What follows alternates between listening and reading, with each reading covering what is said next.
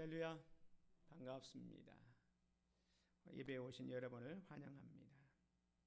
이번 주부터 주일 낮에 야고보서의 말씀을 같이 생각하면서 함께 은혜를 받기를 원합니다.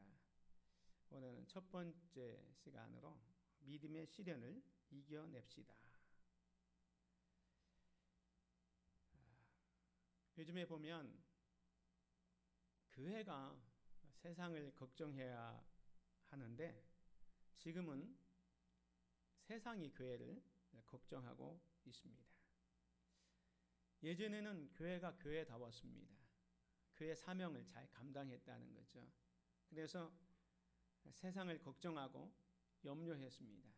그런데 요즘은 좀 바뀌어가지고 이상하게 세상이 교회를 걱정하고 있습니다. 옛날이나 지금이나 기독교 인구가 그렇게 많이 변동한 것 아닙니다.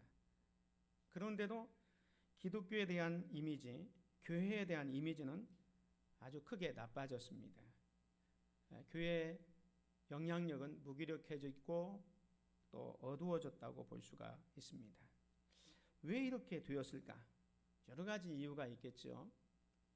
근데 우리 신앙인들이, 저나 여러분이 어떻게 보면 세상에서 빛이 되고 소금의 역할을 제대로 잘 감당했다면 세상이 교회를 걱정하지 않았을 겁니다. 그런데 신자인 것 같은데 신자다운 모습이 나타나지 않으니까, 우리가 세상에 빛이 되고 소금의 역할을 잘 감당해야 되는데 그런 모습이 없으니까 오히려 세상이 교회를 걱정하고 있는 겁니다. 겉모습은 교인인데, 그래서 주일이면 이렇게 예배당에 나와서 예배하고 헌금도 하고 때로는 봉사도 하고 그야말로 크리스찬입니다. 그런데 예배를 마치고 나서 사회에 나가면 그 모습이 다 없다는 겁니다. 우리가 하나님의 자녀로서 세상의 빛과 소금의 역할을 감당해서 세상 사람들에게 선한 영향력을 비추어야 합니다. 뿐만 아니라 우리는 죄악된 세상을 걱정하면서 선구자적 삶을 살아야 하는데 그러지 못하고 있다는 거죠. 여러 가지 이유가 있지만 왜 이렇게 됐냐면, 우리는 교회에서는 거룩을 외치지만 밖에 나가서는 거룩한 삶을 나타내지 못하고 있기 때문입니다.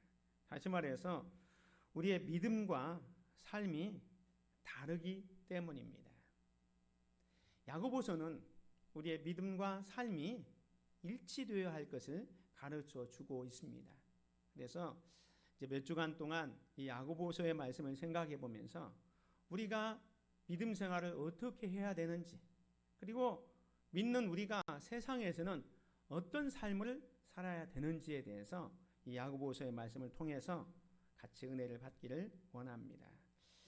오늘은 첫 번째 시간이니까 야고보서가 어떤 책인지 잠깐 소개하도록 하겠습니다. 오늘 1장 1절에 보면 하나님과 주 예수 그리스도의 종 야고보는 흩어져 있는 12지파에게 문안하노라. 야고보서는 서신서입니다. 발신자는 야고보입니다. 여기 있는 것처럼 하나님과 주 예수 그리스도의 종 야고보, 야고보가 발신자고 수신자는 흩어져 있는 12지파입니다. 근데 성경에 보면 우리가 잘 아는 야고보는 2명 정도 됩니다. 예수님의 12제자 가운데 한 사람이 야고보가 있고, 또 한 사람은 예수님의 친동생 야고보가 있습니다. 그런데 이 야고보서를 기록한 사람은 예수님의 친동생 야고보입니다. 나중에 예루살렘의 지도자로서 장로의 역할을 잘 감당했던 분이죠. 지금 그 야고보가 이 편지를 쓰고 있는데, 그 편지를 받는 발신자, 수신자는 누구냐면 흩어져 있는 12지파라고 말씀합니다. 초대교회 박해가 시작되잖아요. 스데반 집사가 말씀을 증거하다가 순교하게 되고, 그 순교를 기점으로 해서 예루살렘에 살던 사람이 뿔뿔이 다 흩어지잖아요.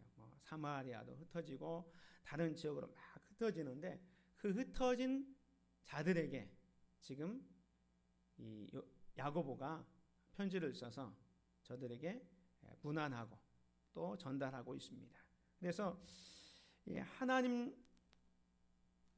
말씀을 받은 야고보가 지금 흩어져 있는 12지파에게 쓰고 있는 편지가 이 야고보서입니다. 그러면 이 야고보서를 기록한 목적과 내용을 보면 뭐냐? 아까 말씀드린 것처럼 목적은 흩어져 있는 성도들에게 믿음과 행위의 관계성을 가르쳐서 온전한 신앙생활을 하도록 하기 위한 겁니다. 다시 말하면 믿는다고 하는데 믿음의 백성들이 세상에서 정말로 빛의 역할과 소금의 역할을 잘 감당하지 못하는 겁니다. 그래서 믿음과 행위의 관계성을 얘기하면서 우리가 잘 아는 대로 야고보서의 말씀에 보면 행함이 없는 믿음은 죽은 믿음이다. 믿음과 행함이 같이 가야 하는 것을 말씀해 주고 있습니다. 그래서 내용면에서 보면 무엇이 참된 믿음인가? 라는 것을 가르치고 믿는 자의 참된 모습은 어떤 것인가를 쭉 나열을 하고 있습니다. 그래서 오늘 그 첫 번째 시간인데 야고보는 이 첫 번째 주제로 고난의 문제를 다루고 있습니다. 야고보서를 첫 번째 다루면서 이 고난의 문제를 다루고 있다는 거예요. 지금 야고보서는 예수 그리스도를 믿는 성도들, 흩어져 있는 하나님의 백성들에게 지금 편지를 하고 있기 때문에 제일 먼저 단도직입적으로 고난에 대해서 언급하고 있습니다.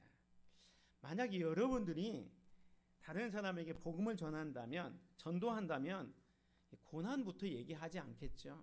예를 들어서 여러분이 다른 사람을 전도하는데 예수 믿으면 여러분이 수입의 10분의 1은 꼬박꼬박 11조로 하나님께 드려야 되고 물질만 드리는 게 아니라 시간도 드려야 되고 또 때로는 몸을 투자해서 헌신하고 봉사하고 그리고 예수 믿으면 경건하게 살려고 애를 쓰다 보면 고난도 수반되게 될 것입니다.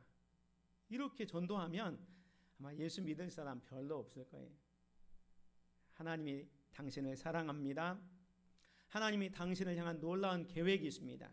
예수 믿으면 놀라운 일이 벌어질 겁니다. 그 사람을 하나님의 이름으로 축복하며 전도할 때 이렇게 믿음을 갖게 되잖아요. 오늘 이 야고보는 처음부터 하나님의 축복이나 어떤 은혜의 말씀을 전하기보다는 이미 예수 믿고 있는 자들이기 때문에 고난에 대해서 먼저 얘기합니다. 예수 믿는 너희들이 하나님의 뜻에 합당하고 정말로 경건하게 살려고 하면 여러 가지 고난이 있을 것이다. 이 고난을 잘 이겨내야 된다. 이런 말씀을 하고 있습니다. 사실 예수님께서도 제자들에게 그런 말씀을 하신 적이 있습니다. 마태복음 16장에 보면 이에 예수께서 제자들에게 이르시되 누구든지 나를 따라오려거든 자기를 부인하고 자기 십자가를 지고 나를 따를 것이니라. 예수님께서 제자들을 향해서 말씀하시기를 누구든지 나를 따라오려거든 자기를 부인하고 자기 십자가를 지고 나를 따르라 말씀합니다. 즉 예수님을 믿는 것은 고난이 수반된다라는 것을 말씀해주고 있습니다. 야고보는 그런 측면에서 지금 믿음의 성도들에게 시험에 대해서 지금 말씀하고 있습니다. 그래서 믿음의 시련이 무엇인가에 대해서 먼저 살펴보도록 하겠습니다. 1절과 2절에 보면 형제들아 너희가 여러 가지 시험을 당하거든 온전히 기쁘게 여기라. 이는 너희 믿음의 시련이 인내를 만들어내는 줄 너희가 알미라. 이렇게 말씀하고 있습니다. 여기에서 보면 여러 가지 시험을 당하거든 이라고 했습니다. 이 시험이 오는 것은 누구에게나 언제든지 찾아옵니다. 예외가 없어요. 모든 인간은 이런 시험, 고난, 역경이 찾아온다는 겁니다. 예수를 잘 믿는 사람이든 못 믿는 사람이든 아니 예수를 믿는 사람이든 안 믿는 사람 구분 없이 모든 시험이 온다는 거예요. 언제든지 찾아온다는 거예요. 이 문제를 지금 먼저 언급하고 있습니다. 그래서 우리는 살면서 고난이 오고 역경이 올 때, 이것은 어쩔 수 없이 인생을 살다 보면 분명히 오는 것이다 라고 생각을 해야 됩니다. 그래서 문제는 이 고난이 왔을 때 이 고난과 역경을 잘 이겨내는 것, 이게 중요하다는 겁니다. 그래서 이 믿음의 시련은 언제나 누구에게나 찾아온다는 사실을 우리는 기억해야 합니다. 그러면 왜 이런 믿음의 시련이 우리에게 오느냐? 이 믿음의 시련은 참과 거짓을 걸러주는 역할을 합니다.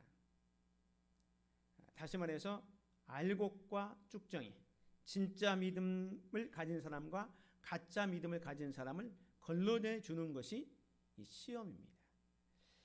고린도전서 3장 12절에 보면 만일 누구든지 금이나 은이나 보석이나 나무나 풀이나 집으로 이 터 위에 세우면 각 사람의 공적이 나타날 터인데 그 날이 공적을 밝히리니 이는 불로 나타내고 그 불이 각 사람의 공적이 어떠한 것을 시험할 것입니다. 만일 누구든지 그 위에 세운 공적이 그대로 있으면 상을 받고 누구든지 그 공적이 불타면 해를 받으리니 라고 말씀합니다. 누구든지 이 터 위에, 예수 그리스도의 터 위에 금이나 은이나 보석이나 나무나 풀 또 집으로 자기 공적을 세울 수 있다는 거예요. 그런데 그것이 시험에 의해서, 여기 보면 불로 인해서 각 사람의 공적을 어떠한 것을 시험할 것이라 그래서요. 자기가 은이나 금이나 뭐 보석 또 나무 풀 집으로 이렇게 공적을 쌓는데 시험이 오면, 불이라는 시험이 오면 어떤 것은 다 불타버리고 없어지게 될 것이고 어떤 것은 남게 된다는 거예요. 그래서 14절에 보면 만일 누구든지 그 위에 세운 공적이 그대로 있으면 상을 받지만 누구든지 그 공적이 불타면 해를 받는다라는 말씀입니다.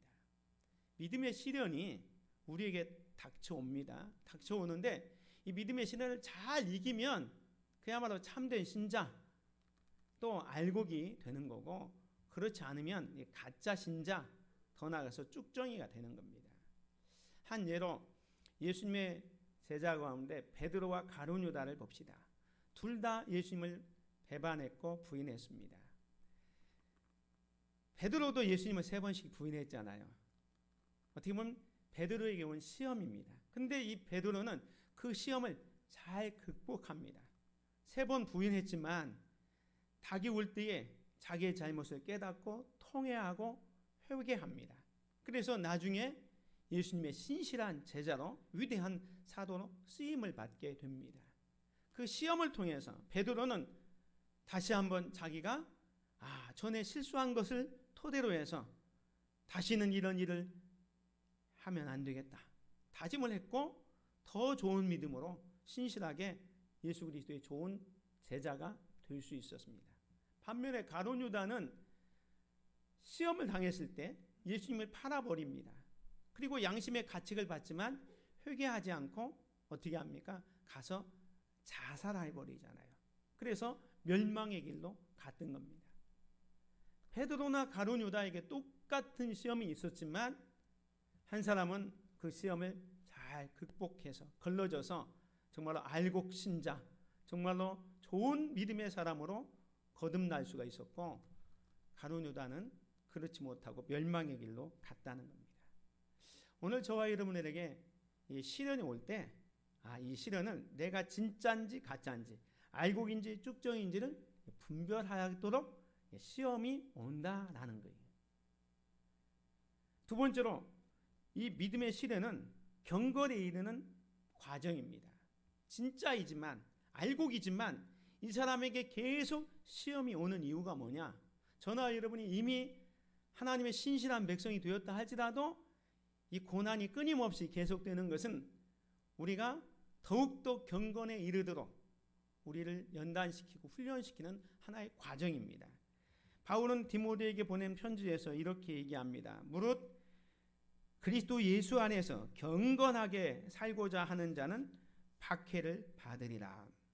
누구든지 예수님 안에서 경건하게 살려고 하면 이 핍박, 고난, 박해가 따라온다는 거예요. 연단 받는다는 거죠. 우리가 믿음의 연단을 통해서 점점점 강해지고 단단해지는 겁니다. 마치 그 용광로 속에 풀물불 속에 쇳덩어리가 달궈짐으로 또 나와서 담금질하고 또 담궈지고 하는 그런 수십 번의 아니면 또 수백 번의 이런 담금질을 통해서 진짜 단단한 그러한 명기구가 탄생하는 것처럼 믿음의 성도들에게 이런 시련과 고난이 오는 것은 경건의 훈련에서 더 성숙한 사람으로 그리스도의 장성한 분량에 이르도록 만든다는 거예요.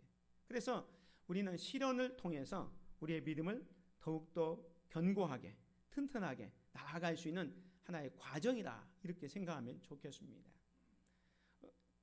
도종환 시인이 이런 시를 썼죠. 흔들리며 피는 꽃, 흔들리지 않고 피는 꽃이 어디 있으랴. 이 세상 그 어떤 아름다운 꽃들도 다 흔들리면서 피었나니, 흔들리면서 줄기를 곧게 세웠나니, 흔들리지 않고 가는 사랑이 어디 있으랴. 젖지 않고 피는 꽃이 어디 있으랴. 이 세상 그 어떤 빛나는 꽃들도 다 젖으며 피었나니, 바람과 비에 젖으며 꽃잎 따뜻하게 피웠나니 젖지 않고 가는 삶이 어디 있으랴.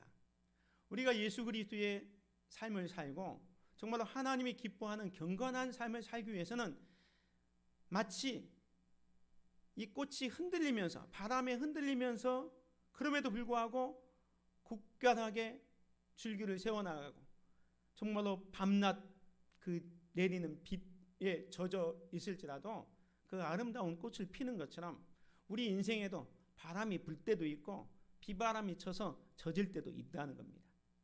그렇지만 그 비바람을 잘 견뎌낼 수 있는 게 뭐냐? 여기 1장 3절에 보면 이는 믿음의 시련이 인내를 만들어내는 줄 압니다. 그 믿음의 시련이 우리에게 인내를 하도록 하는 겁니다. 그래서 이 인내를 온전히 이루어졌을 때 여기 보면 이는 너희로 온전하고 구비하여 조금도 부족함이 없게 하려 함이라. 이 믿음의 시련을 통해서 우리가 인내의 과정으로 가는데, 인내를 통해서 여기 보면 우리가 온전하여 또 구비하여 조금도 부족함이 없도록, 하나님 보시기에 정말로 예수 그리스도의 장성한 분량에 이르도록 온전하게 서갈 수 있도록 하는 것이 믿음의 시련이다라는 겁니다. 그래서 이 믿음의 시련을 어떻게 이겨나는가, 이게 중요하죠. 누구에게나 시련은 있습니다. 이 시련을 통해서 우리가 정말로 알곡인지 쭉정인지 진짜인지 가짜인지 분간하게 될 뿐만 아니라 믿음의 사람들이 점점점 경건에 이르는 훈련을 통해서 정말로 조금도 부족하여 구비하여 부족함이 없는 예수 그리스도의 장성에 이르도록 하는 게 이 믿음의 시련인데, 이 믿음의 시련을 이겨나야 되는데 어떻게 이겨날 수 있는가? 그 비결이 첫 번째로 시험을 당할 때 온전히 기쁘게 여겨라 말씀하고 있습니다. 오늘 본문 말씀 2절에 보면 내 형제들아 너희가 여러 가지 시험을 당하거든 온전히 기쁘게 여기라. 여러 가지 시험, 우리에게는 한 가지 시험만 오는 게 아닙니다. 모든 사람이 각자 다르게 또 한 사람에게도 여러 종류의 시험들이 다가옵니다. 다가오지만 그때 이것을 온전히 기쁘게 여기라 말씀합니다. 새 번역에는 이 번역을 어떻게 했냐면 여러 가지 시험에 빠질 때에 그것을 더할 나위 없는 기쁨으로 생각하십시오, 이렇게 번역했습니다. 이 시험이 올 때에 그것을 더할 나위 없는 기쁨으로 생각하라. 온전히 기쁘게 여기라. 여기 온전히 기쁘게 여기라는 것은 그냥 단순하게 기쁘게 여기는 게 아니라 기쁨 중에 기쁨으로, 더할 나위 없는 기쁨으로 그것을 받아들여라, 이렇게 말씀하고 있습니다. 자, 여러분이 한번 생각해 보세요. 지금 여러분에게 고난이 닥쳐왔습니다. 시련이 있습니다. 어려움이 있습니다.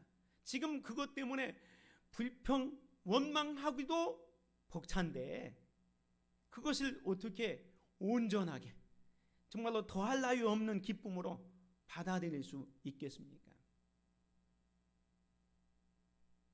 이렇게 하기가 정말로 힘들어요. 인간적으로는 고난과 역경을 기쁨으로 받아들일 수가 없습니다. 그럼 어떻게 이 가능하냐?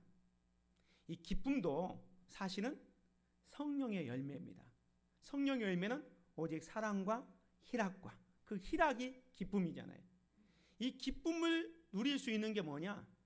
내가 기쁘고 싶어서 기뻐하는 게 아니야.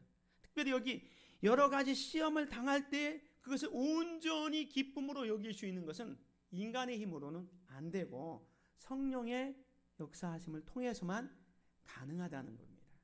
그래서 바울이 로마서 5장 3절에 보면 다만 이뿐 아니라 우리가 환난 중에도 즐거워하나니, 이 환난 중에도 즐거워한다고 얘기합니다. 왜냐하면 이는 환난은 인내를, 인내는 연단을, 연단은 소망을 이루는 줄 알므로다.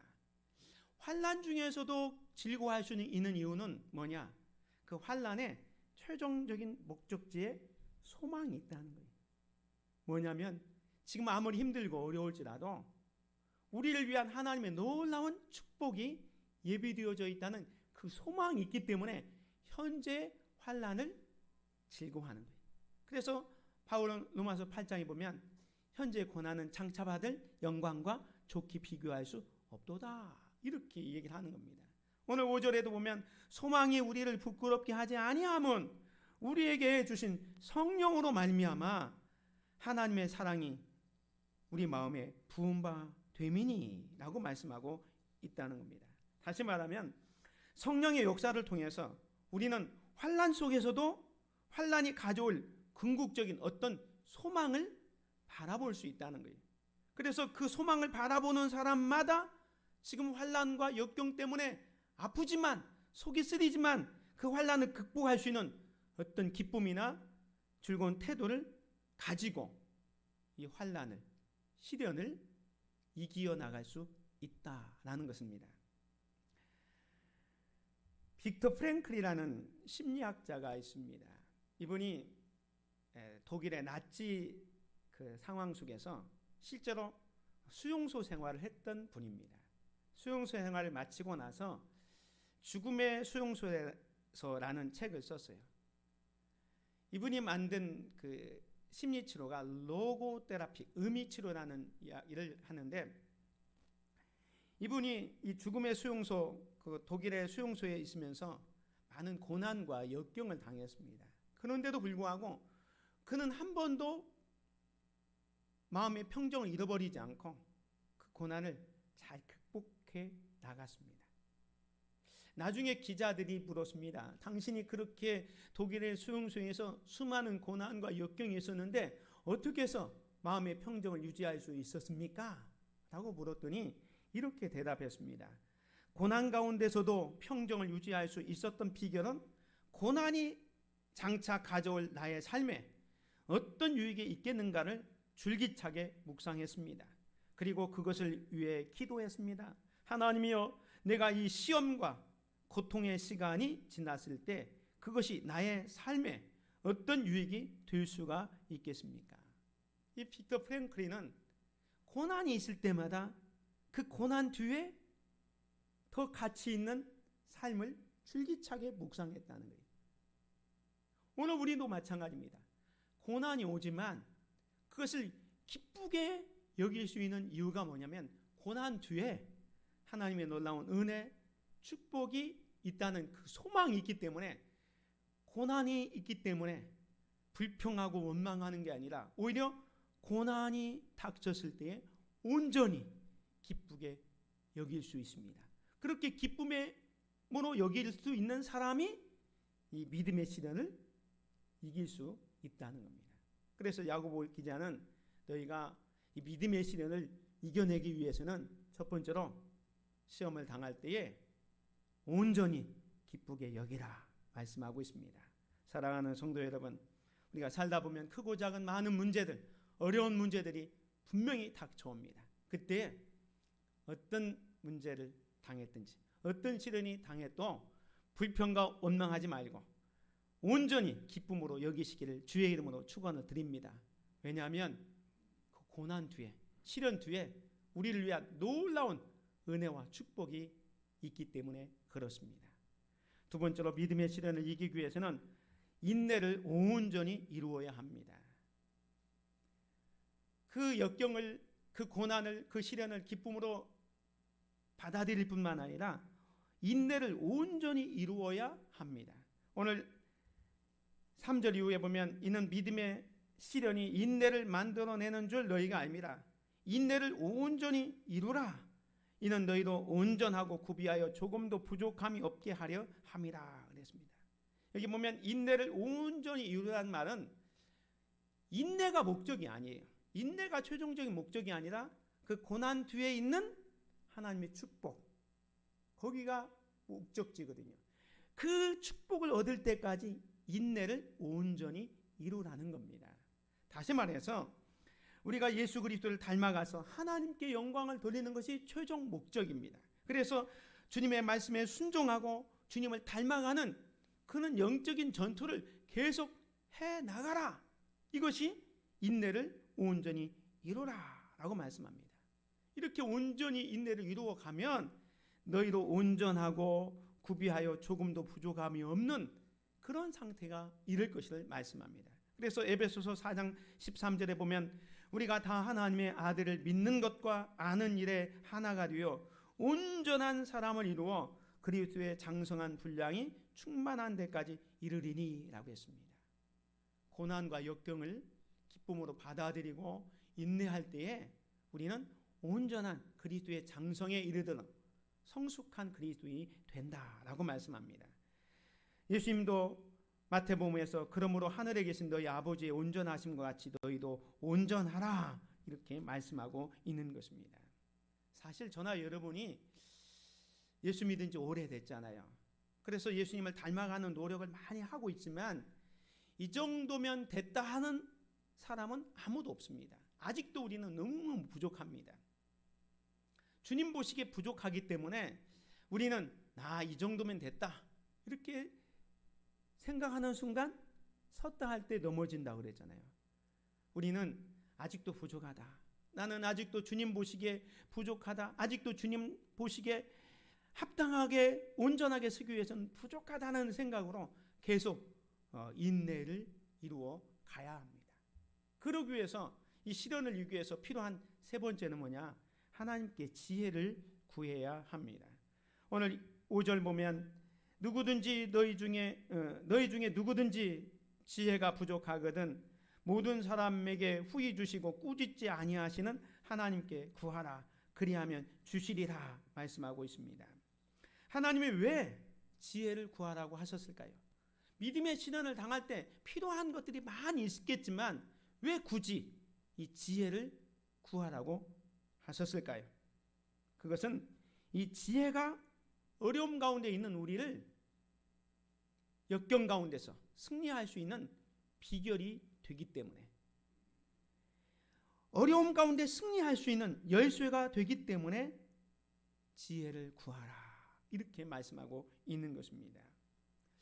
누구에게나 시험이 온다고 그랬잖아요. 근데 이 시험을 당할 때 우리가 그 시험을 잘 이기면 좋겠지만 시험 당할 때 넘어지는 사람들이 있습니다. 유혹당하고 범죄에 빠질 때도 있습니다.